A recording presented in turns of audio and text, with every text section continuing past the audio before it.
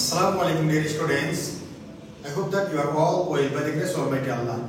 Alhamdulillah, I am also fine by the mercy of Almighty Allah. Welcome to NIBS Home School.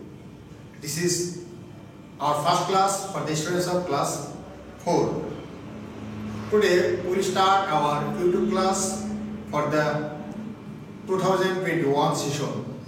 Okay, dear students, this is Mizanur Rahman, Assistant Teacher of Islamic Studies of National University School, Morning Shift, Bonasri, Dhaka. Today I would like to take an Islamic Studies class for the students of class 4. Our today's topic is Chapter 1, page number 1 to 3, discussion. Today's lecture number 1. Okay, come half here. Okay, dear students, let's come to the board and listen. Iman and Aqaid. The basic aspect of Iman, Islam is Iman. The meaning of Iman is faith. To have faith, heart and soul in basic aspect of Islam is called Iman. Okay, dear students, this is the definition of Iman. To have faith, heart and soul in basic aspects of Islam is called Iman. Such as Allah is one, Rasul Sallallahu Alaihi Wasallam is the messenger of Allah, and Arkan of Salat, and the 7 aspects of Iman. If any person believe in faith, believe heart and soul, these 7 aspects of Islam, this is called Iman. Okay, the person who has Iman is called Mu'min. Okay, dear students, this is the very important information. The person who has Iman is called Mu'min. This is the definition of short definition of who is called Mu'min. Definition of Mu'min. Aqaid is the plural form of Aqidah.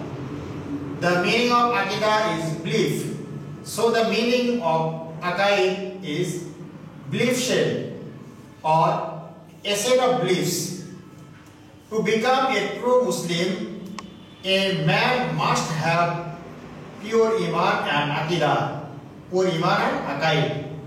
Okay, dear students, if any person have Aqidah or basic aspects of Islam or Iman, then he will not be Mu'min. He will not be considered as Mu'min.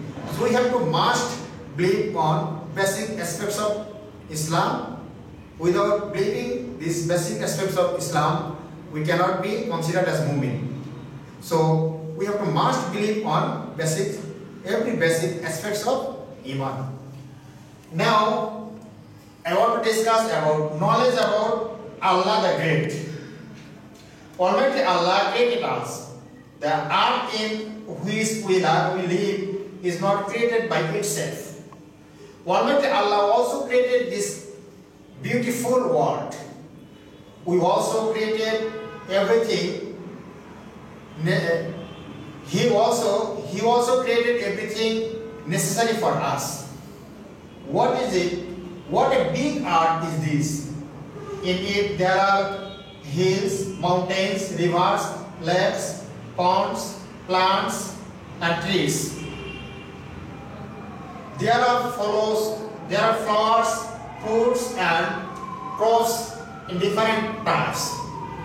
There are also animals, birds, different colors and types. The great Allah has created all of these. He has created them for us only. We can say, as our national poet sing, এই শস্য শ্যামল ভরা মাটির জালি খানি খোদা তোমার মেহেরবানি. This poet said by our national poet Qazi Nazrul Islam. There is a vast sky spread up horizontally over our head. The sky has innumerable Milky Ways and nebulas. At the time they were not in existence. But who created them? The great Allah also created them. He not only created them, but also took care of them. Okay, dear students, we know that Allah the Almighty is the creates everything of the world. And Allah the Almighty created man and jinn for only His worship. Allah the Almighty said in the Holy Quran, وَمَا خَلَقْتُ الْجِنَّ وَالْإِنسَ إِلَّا لِيَعْبُدُونَ. Surah Zariyat, verse number 56.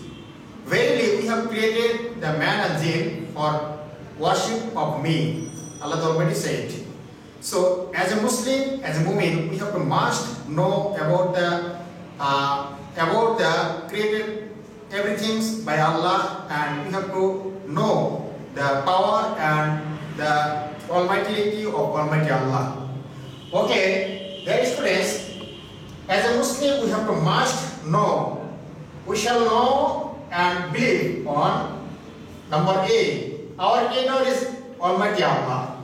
Number B, Allah created everything available in the sky and earth, and in between the two. Number C, the Almighty Allah is one and unique. He has no partner.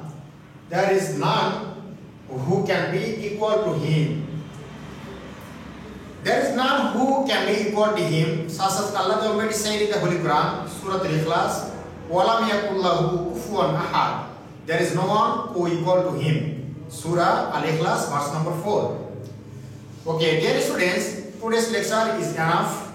I hope that you have understood today's topic clearly. Keep practicing at home about your parents. Stay well. See you again very soon, inshallah. Assalamu alaikum warahmatullah.